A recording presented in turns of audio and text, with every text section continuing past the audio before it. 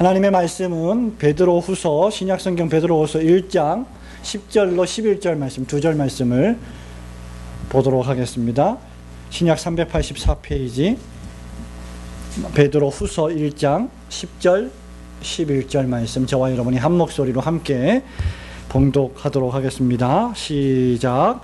그러므로 형제들아 더욱 힘써 너의 부르심과 택하심을 굳게 하라.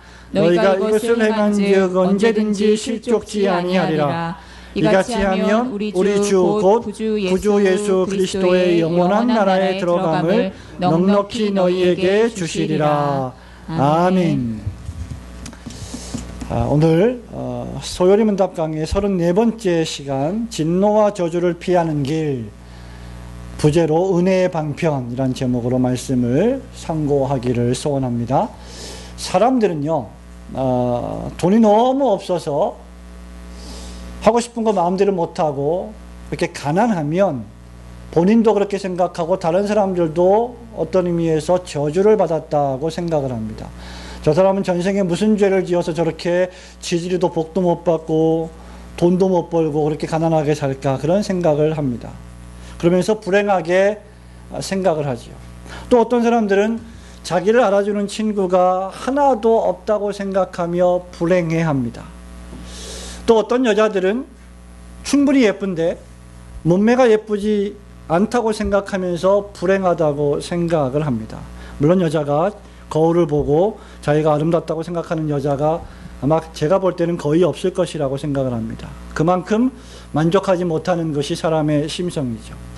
그러나 어쨌든 간에 남자든 여자든 몸매가 예쁘지 않으면 불행하다고 생각을 하고, 사람들은 그런 몸매를 우스갯소리로 저주받은 몸매다 이렇게 악담을 하기도 합니다.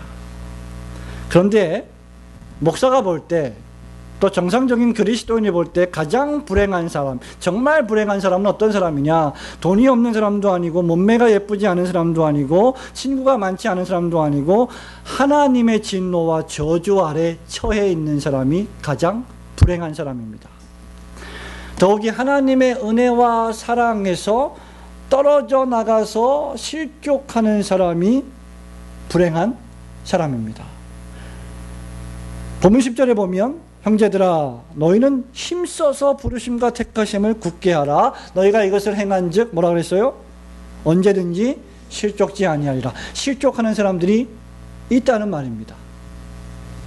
그러니까 하나님의 은혜와 사랑 안에서 하나님이 베푸신 여러 가지 은혜의 방편들을 아주 효과적으로 사용하면서 하나님이 그 불러주신 부르심과 택하여 주신 택하심, 그 사랑과 은혜를 계속해서 우리의 영혼 속에서 강화시켜 나가고 훈련시켜 나가서 주님 오실 때까지 믿음으로 살아내지 않으면 사람들이 그 은혜에서 떨어져 나갈 수가 있다는 것입니다.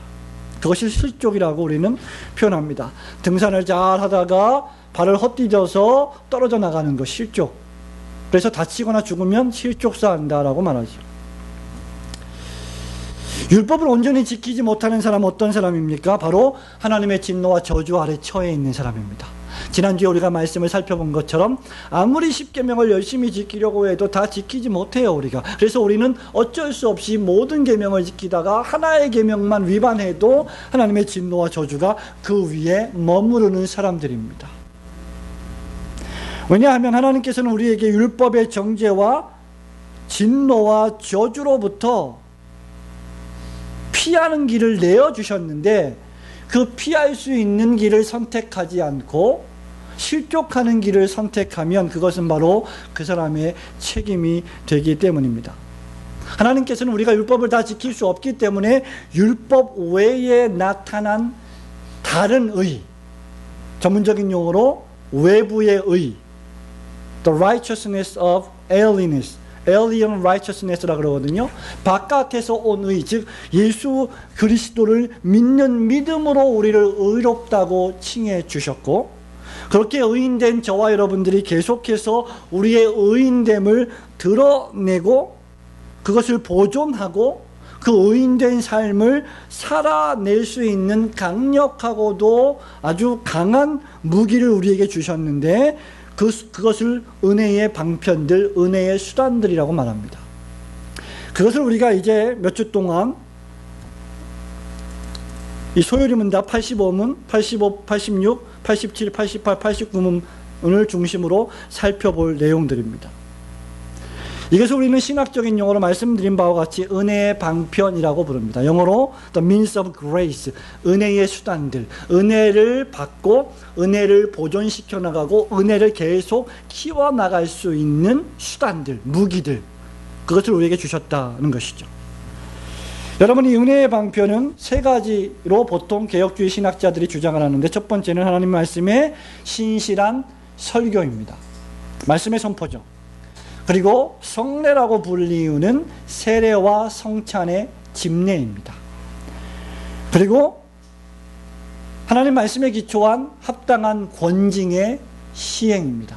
그러니까 말씀의 선포와 세례와 성찬의 집례와 권징의 시행을 외적 은혜를 받을 수 있는 외적인 수단들, 외적인 방편들이라고 부릅니다. 왜냐하면 우리 안에 우리의 죄를 회개하고 예수님을 믿고 이 보이는 세상이 전부가 아니고 다가올 세상이 있음을 깨닫게 하여 주시는 분은 성령님이십니다. 근데 성령님은 눈에 보이는 분이 아니세요. 그래서 성령님이 베푸시는 은혜를 내적인 은혜라고 부르고, 이 성령께서 사용하시는 방편들, 수단들이 있는데, 그것이 아까 말씀드린 대로 목사의 설교, 하나님 말씀의 신실한 선포, 전도, 세례와 성찬, 권징, 이러한 것들을 사용해서 우리에게 은혜를 베푸시는데, 이러한 것들을 은혜의 외적인 방편들이라고 부르는 것입니다. 여러분, 이 은혜의 방편들은 본문 10절에 있는 말씀처럼 나에게, 여러분에게 은혜로 주신 하나님의 부르심, 그리고 하나님의 예정하심, 선택하심을 굳게 하는데, 확실하게 만드는데, 우리의 마음속에 확신을 시키는데, 아, 그렇구나, 날 불러주셨구나, 날 택하여 주셨구나 라고 하는 것을 확신시켜 주는데 더없이 필요한 강력한 수단들이고, 교회가 반드시 사용해야 될 필수적인 수단들입니다. 그렇기 때문에 이 수단들을 우리가 부지런히 사용하지 않는다면, 그래서 신앙의 길을 걸어갈 때 자주자주 저와 여러분이 실족하게 된다면 그것은 핑계할 수 없는 참혹한 결과를 맞이하게 될 것입니다. 왜냐하면 하나님께서 나를 불러주시고 나를 선택해 주시고 나를 구원시켜 주신 그것을 더욱더 우리의 마음속에 확신시켜 주시고 강화시켜 주실 수 있는 수단들을 다 주셨는데, 그걸 우리가 소홀히 여기기 때문이죠. 그것을 아주 하찮게 여기기 때문이죠. 만약에 그렇다면 그 모든 책임은 고스란히 저와 여러분에게 있는 것입니다. 제가 늘 강조하지만 하나님은 우리가 진노와 저주를 받아서 멸망하시는 것을 원하시지 않습니다. 하나님은 저와 여러분이 이 율법의 진노와 저주에서 피하시기를 원하십니다. 오늘은 진노와 저주를 피하는 길로서의 은혜의 방편에 대해서 간략히 설명하면서 은혜 받기를 소원합니다. 자, 소요리 문답 85문 문답을 먼저 한번 해보도록 하겠습니다. 제 85분, 우리의 죄 때문에 받게 될 하나님의 진노와 저주를 피할 수 있도록 하나님이 우리에게 요구하시는 것은 무엇입니까? 우리의 죄 때문에 받게 될 하나님의 진노와 저주를 피하기 위해서 예수 그리스도를 신앙할 것, 생명에 이르는 회개, 그리스도께서 우리에게 구속의 은혜를 전달하시는 은혜의 외적 방편들을 부지런히 사용하는 것입니다. 아멘. 진노와 저주를 피하는 길을 주셨는데 그 길이 무엇이냐? 은혜의 방편을 부지런히 사용하라는 것입니다. 자, 그래서 오늘 우리는 은혜의 방편에 대한 개괄적인 설명을 할 텐데요. 세 가지를 설명하면서 은혜 받기를 원합니다. 첫 번째, 은혜의 방편은, 저와 여러분이 진노와 저주를 피하는 유일한 길인 은혜의 방편은 먼저 그리스도를 굳게 믿고 생명에 이르게 하는 회개를 불러 일으킵니다. 10절 말씀을 함께 읽도록 하겠습니다. 시작. 그러므로 형제들아 더욱 힘써 너희 부르심과 택하심을 굳게 하라. 너희가 이것을 행한즉 언제든지 실족지 아니하리라. 아멘. 분명히 우리가 받은 구원은 한 번 구원은 영원한 구원인데 왜 베드로 사도가 여기서 너희가 받은 부르심과 택하심을 힘써서 굳게 해라. 마음에 확신해라. 훈련해라. 이것을 행하면 너희들이 거기서 떨어지지 않을 것이다. 이렇게 말하고 있는 것일까요? 왜 그럴까요? 여기 10절에 너희 부르심과 택하심을 굳게 하라고 했습니다. 그런데 이 부르심과 택하심을 굳게 하기 위해서는 저와 여러분이 먼저 하나님이 날 불러주셨다, 하나님이 날 택하여 주셨다는 것을 경험해야 됩니다. 경험하지도 못하고 알지도 못하는 것을 우리가 확신할 수는 없죠. 하나님이 나를 예정하셨고 나를 선택하셨고 나를 불러주셔서 예수 그리스도를 믿음으로 말미암아 구원을 얻게 하셨다고 하는 하나님의 놀라운 구속의 은혜를 저와 여러분이 먼저 경험해야 됩니다. 그러려면 두 가지가 필요한데 회개하고 예수를 믿는 것이 필요하다는 말입니다. 여러분, 이 말씀은요, 이 10절의 이 말씀은 누구에게 주신 말씀이냐? 불신자에게 주신 말씀이 아니라 이미 중생 체험을 한 종말 시대를 살아가는 신자에게 주신 말씀입니다. 오늘과 같이 저와 여러분처럼 예배를 드리고 하나님을 섬기는 하나님의 사람들에게 주신 말씀입니다. 그런데 그들에게 뭐라고 말합니까? 부르심과 택하심을 힘써 부지런히 굳게 하라. 노력하라 그 말이죠. 가만히 있지 말고 노력을 하라는 말입니다. 가만히 있지 말고 너희의 그 받은 구원을 자꾸 이루어가도록 힘쓰고 애쓰라는 말입니다. 이 말씀의 대상자는 부르심과 택하심을 경험한 자들이에요. 이미 저와 여러분은 소요리문답 29문부터 36문에 이르기까지 말씀을 배웠는데 그 말씀의 핵심은 뭐냐면 신자의 구원이에요. 구원론이죠. 구원론을 다 다루었습니다. 저와 여러분이 이미. 그런데 지금 85문에서 믿음과 생명에 이르는 회개를 왜 지금에서야 다루고 있냐 이 말이죠. 소요리문답이.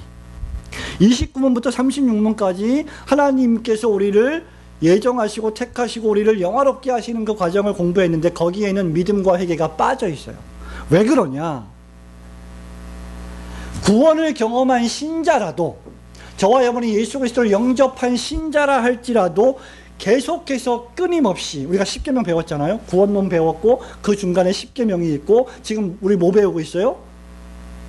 그리스도를 믿는 신앙과 영생에 이르는 회개와 은혜의 방편을 배우는데 그 중간에 십계명이 있습니다. 그런데 믿음과 회개를 왜 공부하냐 지금 이 순간에. 십계명을 지켜나감에 있어서 끊임없이 저와 여러분에게 회개와 믿음이 필요함을 강조하기 위해서입니다.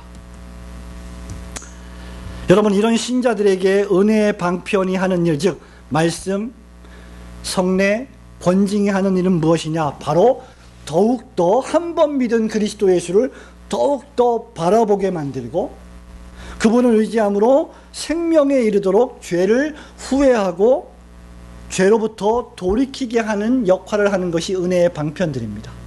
그러니까 말씀을 드릴 때 우리가 세례와 성찬을 시행할 때 교회가, 그리고 권징을 시행할 때 그것들을 통해서 우리는 무엇을 보느냐, 무엇을 확인하느냐? 더욱더 그리스도를 바라보게 만든다는 것이죠. 그리고 우리의 죄를 후회하고 우리의 죄를 한탄하고 우리가 죄로부터 돌이키게 만드는 일을 누가 하느냐? 은혜의 방편들이 한다는 것입니다. 전자를 믿음이라고 부르고 후자를 회개라고 우리는 부르죠. 믿음이란 무엇입니까? 복음 안에서 우리에게 제시된 그리스도를 받아들이고 구원을 위하여 오직 그리스도만을 의지하는 것이 믿음입니다. 생명에 이르는 회개란 무엇입니까? 죄에 대하여서 끊임없이 깊은 슬픔과 죄를 미워함을 통하여 하나님께로 방향을 돌이켜서 순종하는 거예요. 새롭게 순종하는 것이 회개입니다. 죄를 지었는데, 범죄했는데 슬픔이 없어요. 후회함이 없어요. 마음에 괴로움이 없어요. 양심에 고통이 없어요. 하나님 앞에서 부끄러움이 없어요. 하나님께 돌이킴이 없다면 그것은 상당히 심각한 영적인 상태입니다. 그러므로 회개가 진정한 생명에 이르는 회개가 되려면 죄를 미워하고 슬퍼할 뿐만 아니라 양심의 거리낌을 느낄 뿐만 아니라 하나님께로 돌이키게 만들고 그 하나님의 말씀에 순종하게 만드는 데까지 나아가야 되는 것입니다. 은혜의 방편이 우리에게 첫 번째 하는 일이 바로 그것입니다. 그리스도를 신앙하게 하고 생명에 이르는 회개를 매일매일 수행하는 것이죠.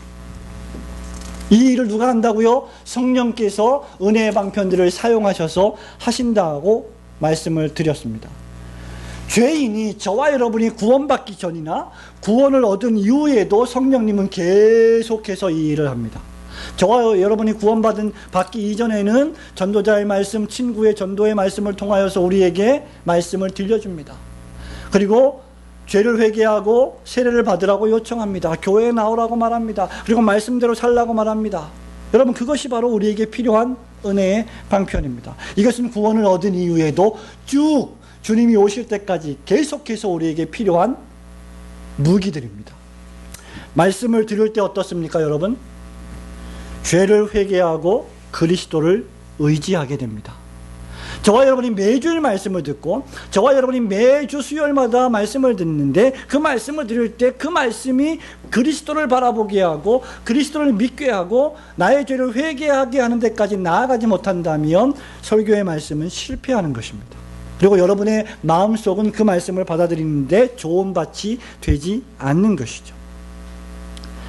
그렇기 때문에 언제든지 말씀을 들을 때, 말씀을 받을 때는 그것이 다른 사람을 향한 말씀이 아니라 내 남편이나 내 아내나 내 자녀가 아니라 나에게 하여 주시는 말씀으로 받아야 합니다. 사도행전 2장 37절 38절에 사도 베드로가 설교했을 때 거기에 모인 3천여 명이 어떻게 했습니까? 그들이 이 말을 듣고 마음에 찔려 베드로와 다른 사도들에게 물어 가로되 형제들아 우리가 어찌할꼬 하거늘 베드로가 이르되 너희가 회개하여 각각 예수 그리스도의 이름으로 세례를 받고 죄사함을 얻으라. 그리하면 성령을 선물로 받을지니. 믿으시기를 축원합니다. 말씀은 심령의 찔림을 생산합니다. 그것이 하나님의 말씀이고 성령께서 그 말씀을 신자의 심령에 적용시키시는 영혼의 의사이시기 때문입니다. 그래서 그 말씀을 받을 때요, 두 가지 반응이 일어납니다. 그 말씀의 능력을 받아들이든지 아니면 완고하게 거부하든지 둘 중 하나를 선택하게 되어 있습니다. 저와 여러분이 말씀을 들을 때 그 말씀을 듣는 영적인 상태나 환경이 어떠하든지 관계없이 그 말씀은 딱 두 가지 결과를 낳습니다. 그것이 바로 말씀의 능력이 하는 일입니다. 말씀을 완강하게 거부해도 그것이 말씀이 그의 심령에 꽂혔기 때문에 발생하는 결과입니다. 그 말씀을 듣고 교회를 떠나는 일이 발생한다 할지라도 그것이 말씀이 하는 능력입니다. 왜냐하면 그 사람은 그 말씀에 찔림을 받아서 더 이상 거룩한 교회 공동체에 있기가 어려움을 느끼기 때문이죠. 또 반면에 그 말씀을 받을 때 그 말씀의 능력으로 말미암아 나의 죄를 회개하고 주님의 공로를 의지하면 구원을 얻고 하나님의 백성이 되어 제사장 나라의 역할을 감당하게 될 것입니다. 여러분, 세례를 받을 때 또는 다른 사람이 세례를 받는 모습을 여러분이 볼 때, 그리고 성찬식이 베풀어지는 것들을 볼 때 여러분은 어떤 생각을 합니까? 특히 세례에 대해서는 죄에 대하여 죽고 믿음에 대하여 다시 사는 나의 모습을 발견하게 되는 것입니다. 그것은 세례받는 사람뿐만 아니라 세례받는 사람의 모습을 보는 저와 여러분의 영혼에게도 동일하게 적용되는 것입니다.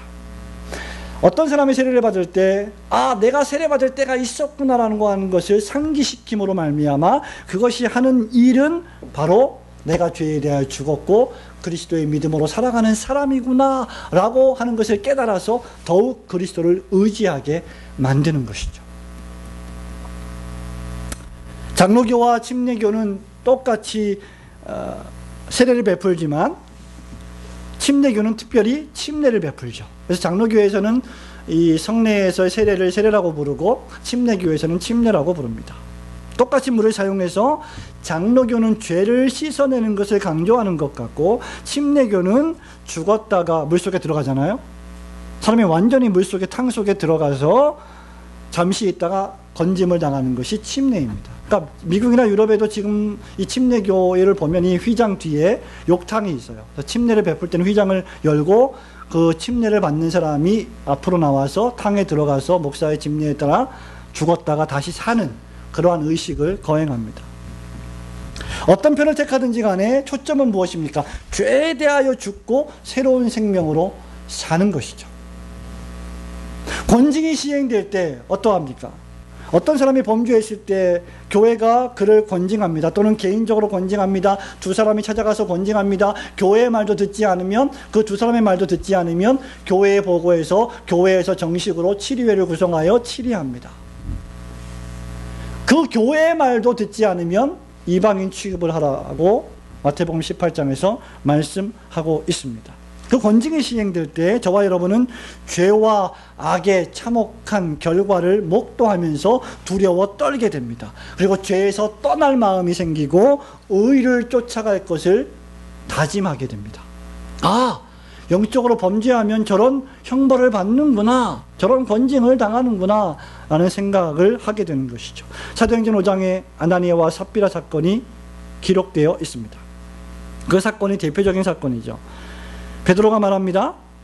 베드로가 이르되 너희가 어찌 함께 꾀하여 주의 영을 시험하려 하느냐. 보라, 내 남편을 장사하고 오는 사람들의 발이 문 앞에 이르렀으니 또 너를 메어 내가리라 하니, 곧 그가 베드로의 발 앞에 엎드러져 혼이 떠나는지라 젊은 사람들이 들어와 죽은 것을 보고 메어다가 그의 남편 곁에 장사하니. 5장 11절에 온 교회가, 그리고 이 일을 듣는 모든 사람들이 다 크게 두려워하니라 고 했습니다. 교회가 공적으로 어떤 범죄 사건을 처리할 때 그 권징의 사건은 모든 교우들에게 두려움의 대상이 되는 것입니다. 그래서 권징은 온 교회와 사람들에게 하나님의 심판의 두려움을 안겨주게 됩니다. 그래서 죄를 회개하게 하고 그리스도께로 피하게 만들어 줍니다. 이것이 은혜의 방편이 우리에게 하는 일입니다. 하나님께서 우리에게 은혜의 방편을 주신 목적이 무엇입니까? 그것은 거두절미하고 저와 여러분이 아무리 바쁘더라도 매일매일 지은 죄를 회개하게 하시기 위함입니다. 그리고 끊임없이 주님을 더욱 의지하게 만들기 위함이십니다. 복음서에서 마태, 마가, 누가, 요한복음에서 끊임없이 강조되고 있고 우리 예수님이 끊임없이 전도할 때 선포하신 말씀 무엇입니까? 하나님 나라가 가까웠으니 회개하고 복음을 믿으라. 주 예수를 믿으라. 그리하면 너와 내 집이 구원을 얻으리라. 오늘도 내일도 은혜의 방편을 통하여 끊임없이 여러분 마음속에 은밀한 동기와 행동의 범죄를 회개하고 주 예수 그리스도의 십자가를 의지하며 예수님을 온전히 신앙하는 신자들이 되시기를 주님의 이름으로 축원합니다. 두 번째, 진노와 저주를 피하는 길, 은혜의 방편은 저와 여러분의 부르심과 택하심을 확신시켜 주시는 강력한 도구들입니다. 다시 한번 10절 말씀을 함께 읽도록 하겠습니다. 시작.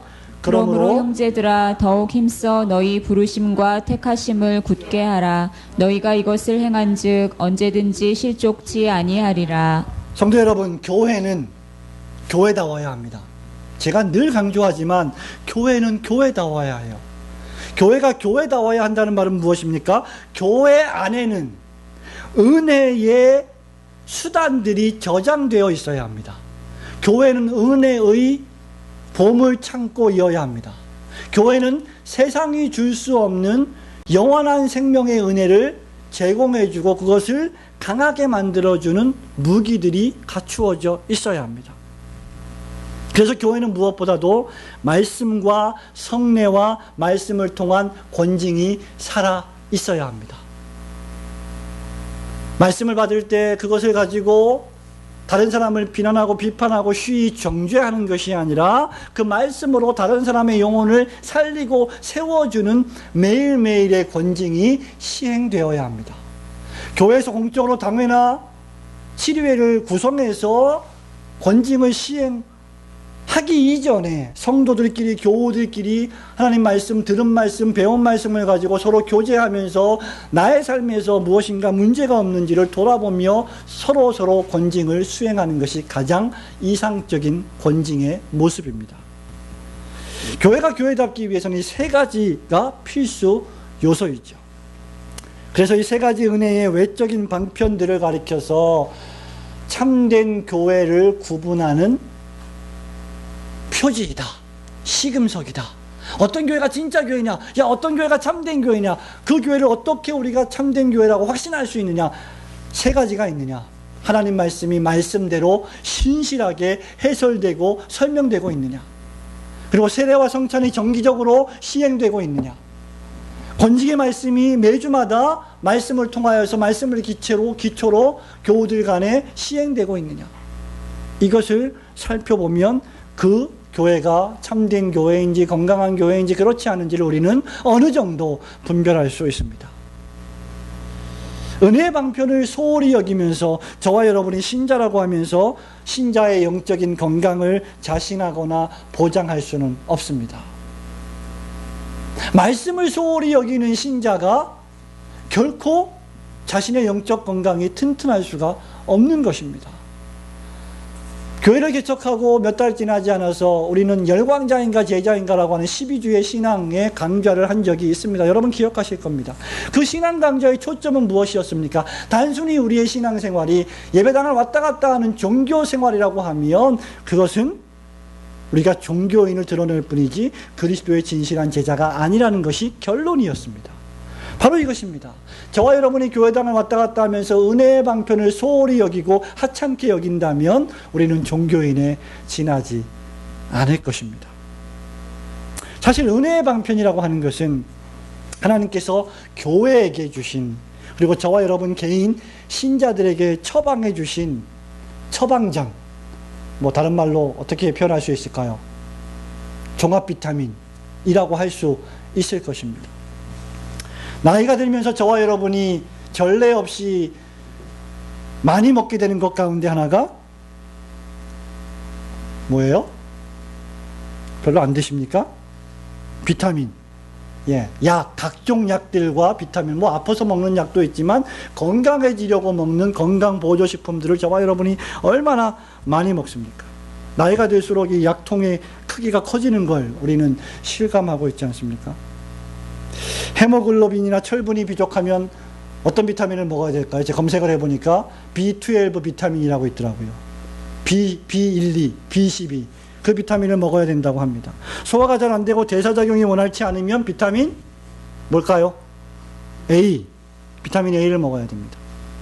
쉬이 필요하고 이거 쉬워요. 입병이 자주 나고 잠을 자도 별로 개운하지가 않다. 무슨 비타민을 먹어야 될까요? C. 잘하시네요. 요즘은 비타민을 나이가 들어서 먹는 게 아니라 요즘 의사들은 그렇게 처방을 하더라고요. 젊을 때부터 비타민을 먹어줘야 된다. 그런 얘기를 하더라고요. 그만큼 젊을 때부터 건강을 지켜나가는 것이 중요하기 때문이죠. 영적으로 한번 생각해 보십시오. 저와 여러분이 몸을 생각해서 그렇게 많은 비타민을 꼬박꼬박 챙겨 먹는데 과연 영적 건강의 비타민은 무엇입니까? 이게 알약으로 되어 있으면 얼마나 좋겠어요. 근데 그렇게 되어 있지 않습니다. 신자에게 그것은 오직 말씀, 그리고 눈에 보이는 말씀인 세례와 성찬, 그리고 그 말씀과 세례와 성찬을 통하여 자기의 영혼을 돌아보고 감독하는 매일매일의 권징 생활, 이것이 신자의 영적 비타민이에요. 그런데 일주일 내내 자기 자신의 영적인 상태에는 아무런 관심이 없고 그저 육적인 상태에만 관심이 있다면 대단히 심각한 겁니다. 목사님은 목사님이니까 맨날 말씀 공부하고 설교 준비하고 무슨 소리를 하십니까? 하나님의 말씀은 목사에게만 준 것이 아닙니다. 모든 그리스도인들에게 주신 말씀입니다. 삼시세끼를 꼬박 잘 먹고 비타민까지 챙겨 먹고 적절한 운동을 하는 사람은 그렇지 않은 사람보다 훨씬 더 건강합니다. 여러분과 저의 생활 패턴을 잘 분석해 보면 특별한 병이 없는데 우리가 무기력하고 아픈 이유는 무엇입니까? 운동 안 하기 때문이죠. 식습관이 불규칙하기 때문이죠. 잠을 제대로 자지 않기 때문입니다. 영적으로 어떻습니까? 우리에게 주일이 있습니다. 수요일이 있습니다. 금요일 기도회가 있습니다. 물론 매일마다 교회 예배당을 나오는 것만이 능사가 아닙니다. 저는 그것을 반대합니다. 그렇게 매일마다 예배당을 나오면서 사실 가정에서, 학교에서, 사회에서는 그리스도인답게 살지 못하는 것이 훨씬 더 큰 문제라고 저는 생각을 합니다. 그럼에도 불구하고 저와 여러분이 은혜 방편을 생각해 볼 때 주일 예배, 말씀, 기도, 그죠? 성찬, 세례, 매일의 말씀 묵상, 큐티, 가정 예배, 가정 성경 공부, 이런 것들이 우리에게 은혜의 방편이 된다는 것이죠. 예배를 드리지 않으면서 영적으로 건강함을 기대하는 것은 전적으로 불가능한 일입니다. 절대 불가능합니다. 그렇게 해서는 결코 부르심과 택하심을 굳게 할 수 없어요. 저와 여러분이 3박 4일을 굶어 보십시오. 무슨 힘이 있습니까? 저와 여러분이 한 10일 금식을 해보십시오. 그것이 하나님께 맡기는 신앙 행위죠. 하나도 힘이 없는 거예요. 먹지 않으면 힘이 없습니다. 마찬가지로 영적으로 우리가 비타민을 먹지 않으면 영적인 힘이 있을 수가 없어요. 하나님이 우리를 불러주신 거 의심이 막 생기죠. 날 택했나? 아유, 내가 이렇게 살고 있는데 날 택했을까? 자꾸 의심이 생기죠. 왜? 말씀의 외적인 방편들을 굳게 사용하지 않으니까, 말씀을 가르치고 있는 모임에 참석하지 않으니까, 예배를 드리지 않으니까, 매일마다 말씀을 소홀히 여기니까. 그렇다고 하면 왜 우리가 이렇게 은혜의 외적 방편인 영적 비타민을 중요하게 생각해야 합니까? 그것은 바로 우리의 믿음과 생명에 이르는 회개가 참되고 진실하다고 할지라도 칼빈 선생이 말했듯이 우리의 그 믿음과 회개는 불신앙과 오류에 둘러싸여 있기 때문입니다. 저와 여러분이 진심으로 중생하고 회개했다 하더라도 우리의 믿는 믿음이 완전하지 않다는 것이에요. 그리고 자꾸 우리는 불신하게 된다는 것입니다. 연약해서. 가장 위대했던 복음서의 주님의 제자들을 한번 생각해 보십시오. 그 가운데 가장 위대한 제자, 수제자 가운데 수제자 시몬 베드로를 보십시오. 주님과 그토록 수없이 동거동락을 했음에도 불구하고 마지막 순간에 베드로는 주님 그리하지 마십시오 라고 하면서 주님의 구속사역과 대속사역의 의미를 완전히 이해하지 못했습니다. 그들은 그리스도께서 부활하신 몸을 눈으로 보고 손으로 몸소 만지고 나서야 그가 하신 말씀을 확신하게 되었습니다. 그들이 믿음이 없는 사람들입니까? 그들이 정신 나간 사람들입니까? 아닙니다. 무슨 이야기를 하려고 하느냐? 저와 여러분도 똑같다는 것이에요. 그렇게 주님의 말씀해 주심에도 불구하고 우리는 부활하신 주님을 눈으로 봐야 되고 부활하신 주님을 만져야 돼요. 계속해서 말씀을 들어야 돼요. 뭘 통해서? 하나님의 말씀의 설교를 통하여, 세례와 성찬을 통하여 주님을 만져야 돼요. 먹어야 돼요. 마셔야 돼요. 그래야 우리의 부르심과 택하심이 확실해진다는 것입니다. 바로 이런 이유 때문에 부르심과 택하심을 저와 여러분이 굳게 해야 하는 것입니다. 그렇기 때문에 어떻게 하든지 하나님의 말씀을 어떤 방식이든, 여러분이 어떤 책을 보든 어떤 말씀을 듣든 어떤 성경책을 펼쳐서 읽든 하나님 말씀을 가까이 하는 것이 너무 중요하고, 이것은 아무리 강조해도 지나치지 않습니다. 목사의 설교가 역부족이에요. 한계가 있습니다. 아무리 주일날 명설교를 해도, 명설교가 아니지만은 아무리 명설교를 해도 저와 여러분이 일주일 내내 하나님 말씀을 멀리하고 등지고 살다가 온다면 정말 힘든 일입니다. 칼빈의 말처럼 말씀과 믿음, 믿음과 말씀은 태양과 거기서 나오는 광선과 분리할 수 없듯이 분리되지 않는 것입니다. 믿음이 있는 자는 말씀을 가진 자예요. 말씀을 가졌다고 하는 자는 믿음이 있는 자입니다. 말씀을 소홀히 여기는 자가 믿음이 있을 수가 결코 없다는 뜻이죠.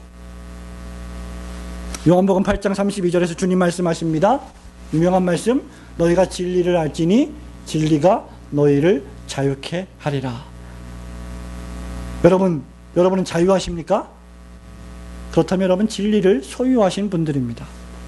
이사야서 55장 3절에서 선지자 이사야가 이렇게 말합니다. 너희는 귀를 기울이고 내게로 나와 들으라.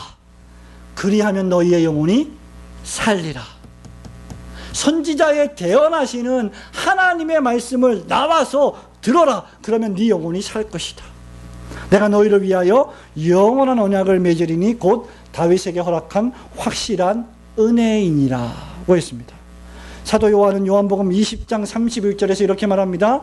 오직 이것을 기록함은 너희로 예수께서 하나님의 아들 그리스도이심을 믿게 하려 함이니 또 너희로 믿고 그 다음 말씀 그 이름을 힘입어 생명을 얻게 하려 하심이니라. 믿으시기를 축원합니다. 말씀은 나를 살립니다. 말씀은 나의 가족을 살립니다. 말씀은 교회를 살립니다. 말씀은 나라를 살립니다. 말씀을 제외한 믿음은 상상할 수조차 없습니다. 말씀을 설교하지 않겠다고 하는 설교자는 상상할 수가 없습니다. 어떤 일이 있어도 설교자는 설교해야 합니다. 이런 의미에서 카페는 카페다워야 되고 교회는 교회다워야 돼요. 요즘 개척해서 교회 목회가 힘드니까 교인들이 오지 않으니까 아주 예배당을 카페처럼 예쁘게 꾸며놓고 우리가 좋아하는 각종 최상품의 품질의 원두를 갖다 놓고 드리블해서 주중에는 커피를 팔고 주중에는 또 주일에는 예배를 드리는 그런 카페 교회가 한동안 대단히 유행했습니다. 지난 3년, 4년, 5년 어간에 수많은 신학생들이 카페 교회를 꿈꾸었습니다. 지금 그 결과가 어떤지 아십니까? 99%가 몰락입니다. 왜 그런지 아십니까? 질이 안 좋아서 그래, 커피가. 이 말이 무슨 말인지 아세요? 교회가 아무리 날고 기게 교회당 안에서 카페를 운영을 해도 세상 카페처럼 맛있는 커피를 만들 수가 없습니다. 왜? 교회의 목적은 하나님을 예배하고 하나님을 경배하는 기관이기 때문이죠. 거기에 초점이 있기 때문이죠. 안 되는 거예요. 교회가 피아노 학원을 합니다. 교회가 어린이집을 합니다. 교회가 각종 학원들을 합니다. 각종 영어 학원, 온갖 종류의 학원들을 다 해요. 그런데 여러분, 우리 대한민국의 학원들을 보십시오. 날고 기는 쟁쟁한 학원들이 얼마나 많습니까? 얼마나 교회가 능력이 있길래 그런 학원들을 할 수가 있겠어요? 성공하기가 어렵습니다. 카페가 문을 열고 몇 달 만에 몇 년 만에 문 닫고 또 새로운 카페가 열리는 시대를 살아가고 있습니다. 교회는 교회다워야 합니다. 교회의 생명은 말씀과 성례와 권징에 있기 때문입니다. 우리 교회가 예배당과 또 교회당과 분리해서 카페를 운영하는 것은 하등의 문제될 게 없습니다. 저는 그것을 권장합니다. 좋은 커피를 많이 만들어서 많은 사람들에게 커피를 팔면서 복음을 전하는 것도 아주 귀한 전도의 한 방편이라고 생각을 합니다. 여러분 가운데 혹시 그런 마음이 계신 분이 있으시면 기도하시면서 준비를 하시기를 바랍니다. 은혜의 방편을 힘써 부지런히 사용하여 여러분의 받은 부르심과 택하심을 굳게 하시기를 축원합니다. 마지막 세 번째, 진노와 저주를 피하는 길, 은혜의 방편인데 그것은 주님의 영원한 나라에 넉넉히 들어가게 해주는 승리의 방편들입니다. 11절 말씀을 함께 읽도록 하겠습니다. 시작. 이같이 하면 우리 주 곧 구주 예수 그리스도의 영원한 나라에 들어감을 넉넉히 너희에게 주시리라. 아멘. 어디에 들어간다고요? 우리 구주 예수 그리스도의 영원한 나라에 들어갑니다. 어떻게 들어가요?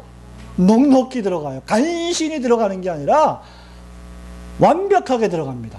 온 천사들이 우리가 오는 것을 기꺼이 프랜카드를 걸고 환영하면서, 물론 천국에 프랜카드가 없겠지만 환영하면서 우리를 맞이하게 될 겁니다. 전제가 있어요. 뭡니까? 11절 초반절에 이같이 하면, 우리가 은혜의 방편을 소홀히 여겨서는 안 되는 이유가 바로 여기에 있습니다. 하나님이 정해놓으신 수단과 규칙과 규례를 어기면서까지 영적인 축복을 기대할 수는 없습니다.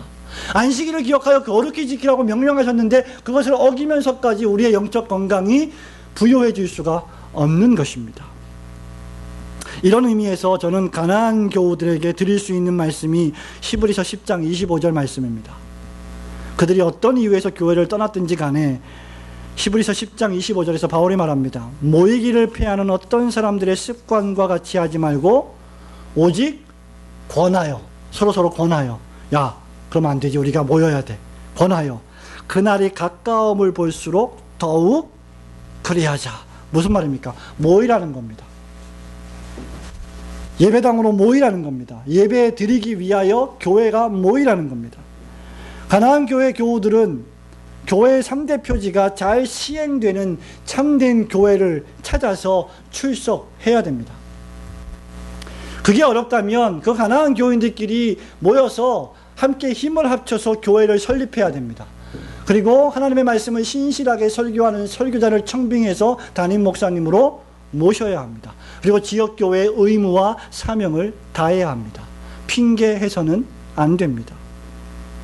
은혜의 방편을 효과적으로 부지런히 사용한 결과는 무궁무진하고 영원합니다. 그것은 바로 11절 말씀이 말씀하고 있듯이 구주 예수 그리스도의 영원한 나라에 넉넉히 들어가는 것입니다. 아까 말씀드린 바와 같이 여기 넉넉히 들어간다는 말은 환영을 받으며 들어간다, 찬사를 받으며 들어간다는 뜻입니다. 그런데 여기에 조건이 있습니다. 이같이 하면, 어떻게 하면? 10절 말씀을 보십시오. 더욱 힘써, 더욱 힘써 너희 부르심과 택하심을 굳게 하라. 두 번째, 너희가 이것을 행한즉, 굳게 하라, 행하라, 그 말이죠. 자기의 부르심과 택하심을 굳게 하는 자만이 들어간다는 말입니다. 그러기 위해서 저와 여러분은 모이기에 힘써야 합니다. 신자의 가장 큰 의무는 무엇이냐? 은혜 안에서 자라가는 거예요. 우리가 하나님의 자녀라는 웅변적인 증거가 무엇인지 아십니까? 은혜의 방편들을 향해서 근면하고 성실하게 행동하는 겁니다. 주일 예배를 목숨과 같이 지키는 것, 하나님의 말씀을 매일매일 생명과 같이 여기며 읽고, 때로는 필사하고, 창세기부터 요한계시록까지 말씀을 필사하고, 때로는 말씀을 암송하고, 말씀을 가까이 하고자 하는 노력과 훈련입니다. 저와 여러분이 하나님의 부르심을 받았고 택하심의 은총을 입은 자라면, 그것을 경험한 자라면 이런 은혜의 방편을 결코 소홀히 여기지 않을 것입니다. 만약에 저와 여러분이 그런 것들을 소홀히 여기고 있다면 우리의 영적인 상태가 약간 침체에 빠진 상태라고 보시면 됩니다. 그럴 때 그 영적 침체를 어떻게 우리가 이겨나갈 것이냐, 극복할 것이냐? 다시 돌아가는 거예요. 은혜의 수단을 다시 사용하는 거예요. 다른 방법이 없습니다. 그때 필요한 것이 무엇입니까? 근면함이에요. 부지런함입니다. 저와 여러분이 회사에서 돈을 벌 때 어떻게 벌어요? 근무를 할 때 어떻게 근무하십니까? 저와 여러분이 자영업자면 어떻습니까? 조금 일하면 조금 벌고, 열심히 땀을 흘리면서 많이 일하면 많이 벌게 되겠죠. 그렇기 때문에 게으른 자는 돈을 벌 수가 없습니다. 마찬가지입니다. 은혜의 생활은 저와 여러분의 근면함으로 맺어지는 노동과 땀이 있어야 됩니다. 말씀을 펼치는 자는 다른 분이 아닌 여러분 자신이 되어야 합니다. 매일의 죄의 회개, 매일마다 항상 그리스도를 의지하는 일, 항상 기뻐하는 일, 쉬지 않고 기도하는 일, 범사에 감사하는 일, 말씀과 성례의 이 권징을 소중히 여기는 일, 이런 것들을 소홀히 여기면서 하나님 나라에 자동적으로 들어가기를 바라는 자들은 염치불구한 자입니다. 여기엔 직분자도 평신도도 아무런 차등이 없습니다. 성도 여러분, 성경은 두 가지를 구원에 대해서 말합니다. 하나님이 택하신 자는, 하나님이 부르신 자는 반드시 영화롭게 된다. 믿으시길 축원합니다. 그럼에도 불구하고 저와 여러분이 힘써 굳게 부르심과 택하심을 애쓰지 않고 행하지 않으면 실족할 수도 있다고 베드로는 또 우리에게 말하고 있음을 우리는 마음에 새길 줄 알아야 합니다. 은혜의 생활이란 무언가 특별한 것이 아닙니다. 기적을 행하고 죽은 자를 살려내고 병자를 고쳐내고 미래의 예언을 일삼고 지금도 신비한 성령의 음성을 듣는다는 무슨 신사도 운동가들의 어떤 특별 체험이 아닙니다. 유대인들이 바울이 고린도전서에서 말하고 있듯이 유대인들이 무엇을 구했습니까? 십자가를 믿지 않고 그리스도를 믿지 않고 뭘 구했습니까? 표적을 구했습니다. 기적을 구했습니다. 신비한 체험을 구했습니다. 헬라인들은 지혜를 추구했습니다. 철학과 이성과 유려한 달변가들의 수사학자들을 선생으로 모시고 그들에게 특별한 학문들을 사사받았습니다. 그러나 바울은 오직 그리스도와 그분의 십자가만 전도하고 설교했습니다. 평범함을 무시한 특별함은 전혀 특별한 것이 아니라 일탈입니다. 은혜의 방편은 평범한 것들입니다.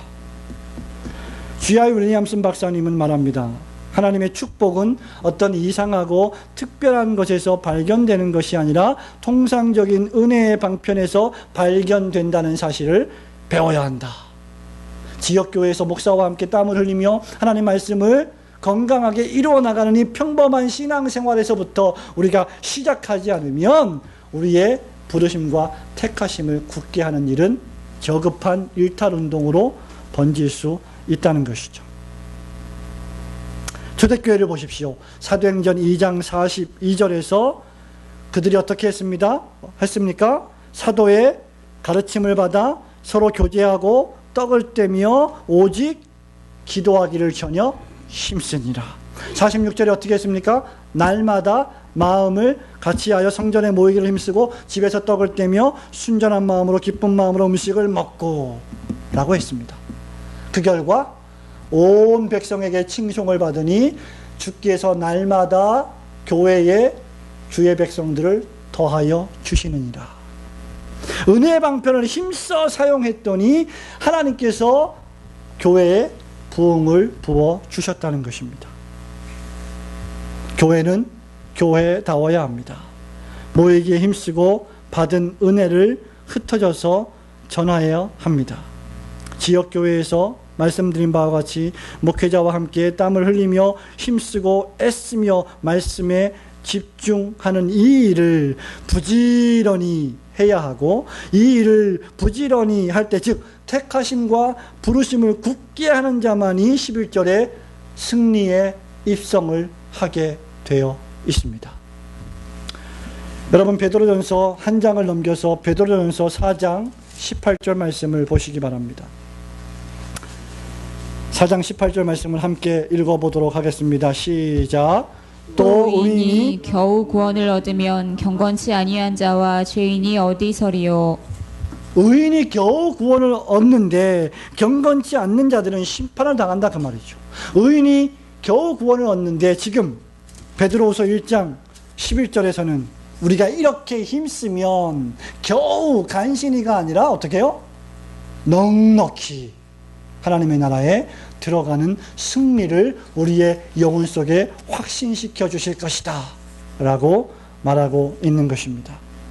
날마다 말씀으로 자기 자신의 영혼의 상태를 점검하고 저와 여러분을 부르신 하나님의 부르심과 택하심의 은혜에 감격하여 그 하나님 나라에 넉넉히 들어가시기를 힘쓰시는 성도들이 되시기를 주님의 이름으로 축원합니다. 성도 여러분, 말씀을 맺습니다. 바울은 히브리서 2장 3절에서 우리가 받은 큰 구원을 소홀히 여기지 말라고 말합니다. 한 번 구원받았으니 아무렇게나 멋대로 살아도 나는 구원받을 거야 라고 생각하는 것이 소홀히 만놀히 여기는 것입니다. 2장 3절에 이렇게 말합니다. 우리가 이같이 큰 구원을 등한히 여기면 어찌 그 보응을 피하리요? 이 구원은 처음에 주로 말씀하신 바요 들은 자들이 우리에게 확증한 바다. 히브리서 2장 3절입니다. 내가 받은 구원이 진실하다고 믿는 신자들은 결코 그 구원을 등한히 여기지 않습니다. 등한히 여긴다는 것은 그 구원을 창고에 처박아 두고 무시하거나 방치하는 것입니다. 무엇이든지 방치하고 소홀히 여기면 녹이 씁니다. 총이든 칼이든 운동기구든 쓰지 않고 가만히 두면 못 쓰게 되어 있습니다. 신자의 영혼도 마찬가지입니다. 말씀을 끊임없이 공급하지 않고, 끊임없이 기도하지 않고, 끊임없이 하나님 앞에 회개하고 주님을 믿는 신앙을 훈련하지 않으면 신자의 영혼도 못 쓰게 되는 것입니다. 그래서 바울은 신자들이 주님을 주라고 시인하고 믿는다면 빌립보서 2장 11절에서 12절에서 더욱 너희가 나 있을 때뿐 아니라 더욱 나 없을 때에도 항상 복종하여 두렵고 떨림으로 너희 구원을 이루라 하고 명령하신 것입니다. 두렵고 떨림으로, 즉 경외와 겸손함으로 하나님의 말씀 한 구절 한 구절에 집중하여 순종하며 그 뜻대로 살아가길 원하고 하나님을 예배하는 예배자의 삶을 살기를 원하는 사람은 모든 중생받은 신자들의 특징이어야 합니다. 진정으로 구원받은 신자는 마치 구원에서 떨어질 것처럼 두렵고 떨리는 마음으로 힘쓰고 애써서 하나님의 부르심과 택하심을 확신하며 계명에 순종하는 것입니다. 사랑하는 성도 여러분, 예수 그리스도를 굳세게 신앙하시기를 축원합니다. 매일매일 생명에 이르는 회개의 기도를 주님께 올리시기를 축원합니다. 그리하면 하나님 나라에 넉넉히 들어가는 승리를 우리에게 주실 줄로 믿습니다. 아멘.